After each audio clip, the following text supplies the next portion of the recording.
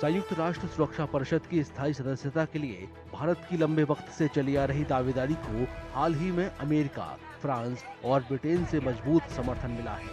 New York में 79वीं संयुक्त राष्ट्र महासभा के दौरान फ्रांसीसी राष्ट्रपति इमैनुअल मैक्रों और ब्रिटेन के प्रधानमंत्री कीर स्टारमर जैसे नेताओं ने यूएनएससी में भारत की स्थायी सदस्यता के मुद्दे पर जोर दिया।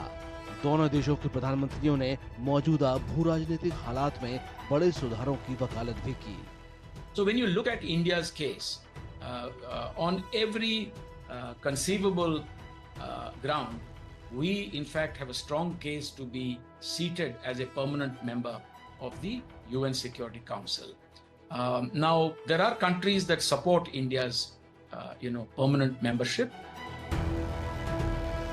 भारत का समर्थन यूएनएससी में सुधार के लिए दुनिया के नेताओं की सामूहिक कोशिशों का असर है, क्योंकि यूएनएससी में अनरिप्रेजेंटेटिव स्ट्रक्चर से कई देश सहमत नहीं हैं। G4 के सदस्य देश यानी भारत, ब्राजील, जर्मनी और जापान स्थायी सदस्यता की मांग करते हुए दलील दे रहे हैं कि द्वितीय विश्व युद्ध के बाद से दुनिया के शक्तिशाली देशों के हालात में काफी बदलाव आया है। G4 देशों का मानना है कि संभावित सुधार यूएनएससी को और ज्यादा लोकतांत्रिक बनाएंगे। जलवायु परिवर्तन, साइबर खतरों और क्षेत्रीय संघर्षों जैसी चुनौतियों से निपटने के लिए यूएनएससी और मजबूत होगा। United Nations, which was established at a time when we had the Second World War, the victor and vanquished mentality continued for a very, very long time. And it is realized by the world now that the UN cannot continue to perform or be relevant if it does not reform.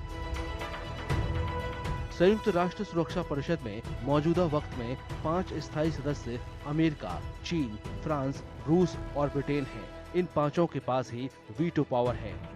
हर 2 साल में 10 अस्थायी सदस्य चुने जाते हैं। अगर भारत को स्थायी सदस्यता मिल जाती है तो उसे भी वीटो पावर मिल जाएगी। इससे दुनिया के मंच पर भारत का वजूद बढ़ेगा। इसके साथ ही भारत इंडो पैसिफिक जैसे रणनीतिक क्षेत्रों में चीन का मुकाबला भी कर सकेगा।